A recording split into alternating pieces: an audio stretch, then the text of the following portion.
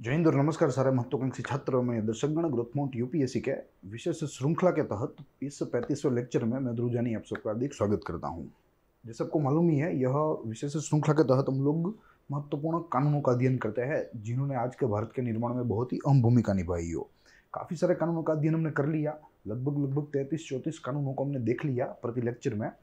और आज हम इस बच्चे के संरक्षण को, बच्चे के अधिकारों को लेकर एक कानून के साथ हम लोग एक और इस महत्वपूर्ण ऐसे लॉ का अध्ययन करने वाले हैं। प्लस जैसे आपको मालूम है कि यह बुक आधारभूत है हमारे इस लेक्चर के लिए और काफ़ी अच्छी डिज़ाइंड बुक है और काफ़ी कंटेंट की दृष्टि से भी महत्वपूर्ण है, क्योंकि अपने आप में यह स्पेशली डिज़ाइंड है for civil services and other competitive aspirants.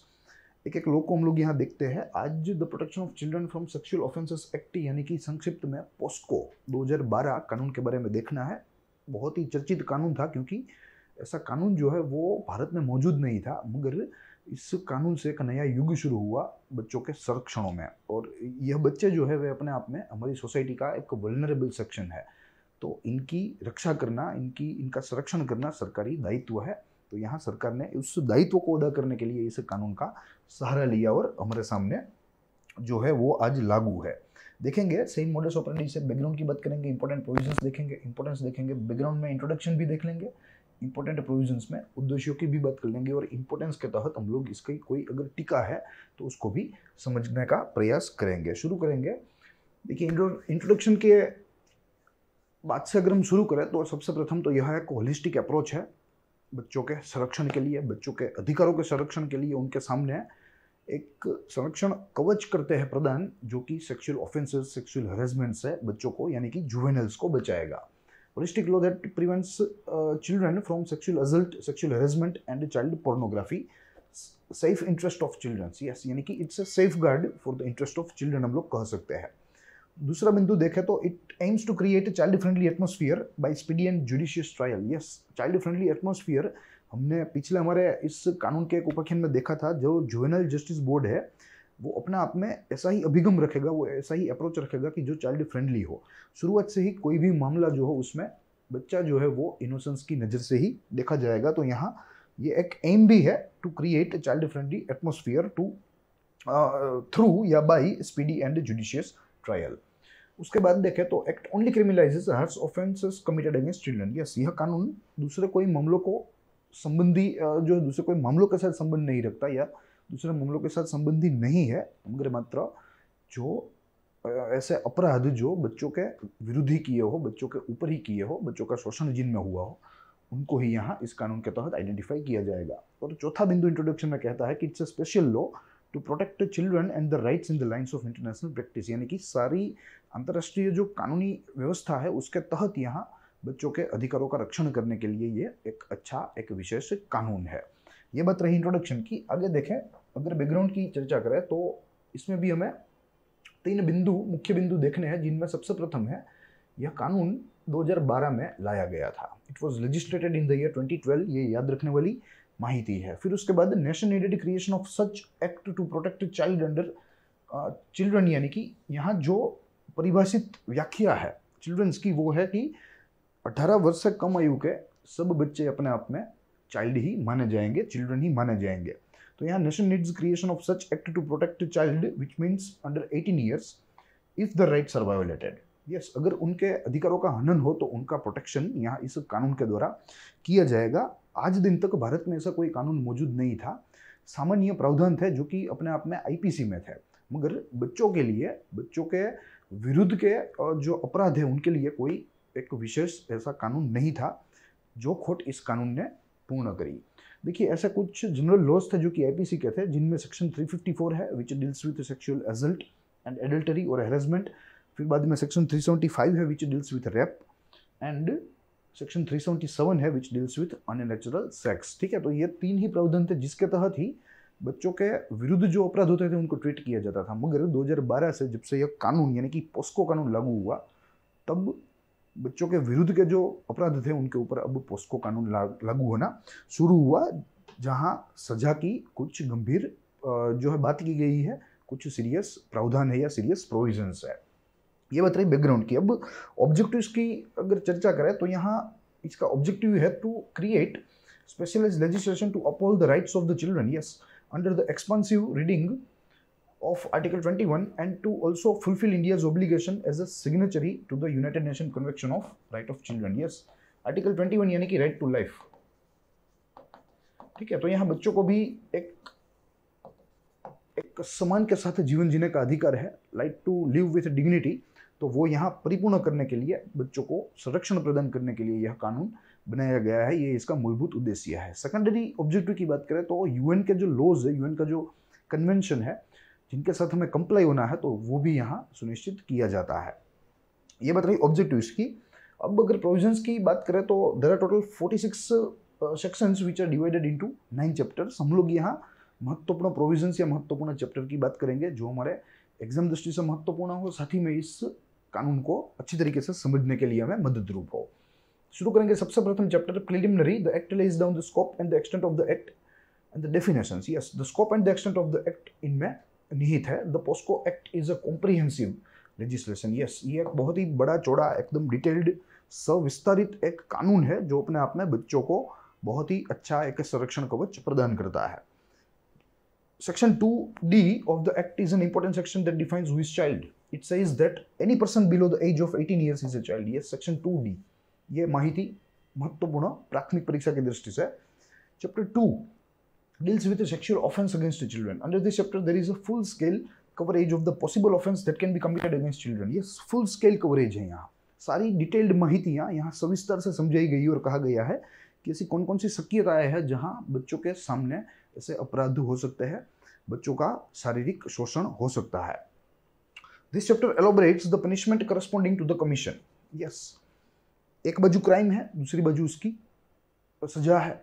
जितना गंभीर क्राइम उतनी गंभीर सजा, ऐसा यहाँ एक वर्गीकरण इस चैप्टर में हमारे सामने पेश किया गया है। Penetrative sexual assault and punishment, यानी कि संभोग करना किसी भी बच्चे के साथ, उसकी अपनी सजा है। Section 3 makes penetrative sexual assault ए ग्रेव ऑफेंस, एक गंभीर गुनाह, इसे जो सेक्शन 3 के द्वारा कहा गया है। And the punishment for the same is listed in section 4, और इसका क्या पनिशमेंट होगी इसकी, क्या वो सेक्शन 4 में दी गई है, which provides a term of imprisonment for 10 years, extendable to life imprisonment depending on the gravity of the offense. Yes, minimum 10 years से लाइफ टाइम इम्प्रिजनमेंट की बात की गई है। कितना गंभीर या कितना ग्रेव ये जो है अपराध किया हुआ है, उसकी इंटेंसिटी या उसकी डिग्री के ऊपर यहाँ डिसाइड होगा। Aggravated penetrative sexual assault and punishment, section 5 makes penetrative assault by a police officer an aggravated offence. Yes, यहाँ ये अलग से एक प्रावधान की गई है कि जो बच्चा अगर किसी भी ज़रूरत में हो, पुलिस स्टेशन में आ गया हो, या कोई कल्प्रिट हो और पुलिस स्टेशन में आ गया हो, तो उसके साथ अगर किसी भी पुलिस अधिकारी ने ऐसा दुष्व्यवहार किया तो उसके लिए भी एक अलग प्रावधान है। सेक्शन 5 में उसकी पूरी डिटेल जो है वो दी गई है। And this section 6 talks about the punishment of the same which leads to rigorous imprisonment for a term not less than 20 years. Yes, यानी कि मिनिमम 20 ईयर। अगर कोई सामान्य व्यक्ति है, बच्चों के साथ शोषण करेगा, पेनेट्रेटिव शोषण करेगा, तो 10 वर्ष से इम्प्रिजनमेंट। मगर कोई अधिकारी है, कोई पुलिस अधिकारी है, और वो बच्चे के साथ पेनेट्रेटिव सेक्सुअल असल्ट हैरेसमेंट करेगा, तो उसकी मिनिमम जो सजा है वो 20 वर्ष से शुरू होगी, and it can also be extended to life. Sexual assault and punishment की बात करें तो section 7 makes the touching of the child's private part with a sexual intent a crime. Yes, यानी कि यहाँ विथ एन इंटेंशन टच को, स्पर्श को भी यहाँ, और उसमें भी विशेष करके जो गुप्तंग है उसके स्पर्श को यहाँ एकदम पनिशेबल ऑफेंस कहलाया गया है। और यहाँ इम्प्रिजनमेंट फॉर 3 ईयर्स की बात की गई है, and it can be extendable up to 5 years, depends on the degree of grave, that how grave the offence is. फिर उसके बाद aggravated sexual assault and punishment की बात करें तो section 9 makes the touching of a child's private part with sexual intents by police officer. Yes, दोनों में जो अधिकारी है उनका भी यहाँ एक अलग से एक प्रावधान दिया गया है, एक सेक्शन दिया गया है कि अगर सामान्य व्यक्ति करे तो क्या प्रावधान होंगे सजा के, और अगर कोई पुलिस अधिकारी करे, कोई जिम्मेदार अधिकारी करे, क्योंकि उनके ऊपर तो पूरे समाज के रक्षण का जिम्मा है, उनके ऊपर पूरे समाज का विश्वास है, तो अगर उनके द्वारा की गई तो उन्हें क्या सजा होगी। तो पुलिस अधिकारियों के द्वारा जो अपराध किए गए हैं, अगर उनकी सजा की बात करें तो section 10 provides about the punishment for imprisonment for 5 years and it can be extendable up to 7 years. सामान्य व्यक्ति में, सामान्य केस में वो 3 to 5 ईयर्स थी, मगर यहाँ पुलिस अधिकारी में ये 5 to 7 ईयर्स हो गई है। फिर सेक्सुअल हैरेसमेंट एंड पनिशमेंट की बात करें तो section 11 enlist a broad range of offences that would constitute sexual harassment and 12 provides that there will be 3 years of imprisonment. यह मिसलेनियस है। जो पेटी सेक्सुअल हैरेसमेंट्स है उनकी एक लंबी सूची है जो कि इस कानून में दी गई है, और यहाँ सेक्शन 12 में उनके सामने उनके जो है वो अपराध के सामने सजा की भी बात की गई है। चैप्टर 3 की बात करें तो it deals with child pornography and using a child for pornography purpose is a punishable offense. Under this chapter of the act, it is a criminal offense to use a child for the purpose of creating media for sexual gratification. Yes, यानी कि किसी भी बालक का उपयोग pornography generate करने के लिए, कंटेंट बिल्डअप करने के लिए, वो भी एक प्रकार का ऑफेंस है। This includes filming pornography and indecent representation of children. The punishment for using a child for pornography purpose is listed in section 14. which says that it will occur an imprisonment of 7 years. Section 15 makes it an offense to store pornographic material involving children, and punishment for the same is a fine of rupees 5,000 for the first offense and rupees 10,000 for the subsequent offenses. Yes, तो यह child pornography के बारे में जो कुछ भी शक्यताएं हैं, चाहे बालकों का उपयोग हो इनमें या चाइल्ड पोर्नोग्राफी के साथ डीलिंग हो, ये सारी चीज़ों को पनिशेबल ऑफेंस बनाता है, प्रोहिबिट करता है या इलीगल बनाता है। चैप्टर 4 की बात करें तो abetment of and attempt to commit an offence, section 16 to 18 makes it a crime to abetment any crimes of sexual violence against children. फिर चैप्टर 5 की बात करें तो it's a procedure for reporting of cases. The case of child sexual abuse can be reported to a special juvenile police unit और with the local police as per section 19. Section 21 also makes it a punishment to fail to report or record a case if any person violates section 19 of the act. Yes, तो ये अपने आप में इसके लिए यहाँ police जिम्मेदार है। जो पुलिस अधिकारी विफल होगा इस पर्टिकुलर शिकायत को दर्ज करने में, उनकी सजा के लिए भी यहाँ प्रावधान दिए गए हैं। फिर आगे देखें तो as a flip side to the same, section 22 makes it a crime to file false complaint or provide false information in case of child sexual abuse. ठीक है, तो यहाँ दोनों तरह की बातें हैं, कड़ी से कड़ी सजा की भी बातें हैं, और जो अगर फॉल्स कंप्लेंट, जो गलत शिकायत दर्ज करवाई, मिस इन्फॉर्मेशन किया, तो उसके लिए भी सजा के प्रावधान यहाँ दिए गए हैं। Chapter 6 deals with the procedure for recording statement of the child. It is necessary of the child to have access to the utmost comfortable and conducive environment when speaking about the crime committed against them. Yes, ये यहाँ देखने वाली चीज़ है, क्योंकि जिस बच्चे के साथ हादसा हुआ है वो उसकी परिस्थिति अच्छी होनी चाहिए, कंफर्टेबल होनी चाहिए, और वो जो है एकदम अपने ऊपर जो अपनी जो आप बीती जो घटना है वो जब बताता है तो पूरा जो एटमोसफियर है वो बहुत ही उसको कंड्यूसिव या उसको कंफर्टेबल होना चाहिए। Chapter 7 deals with the special courts for the purpose of ensuring justice and speedy trial.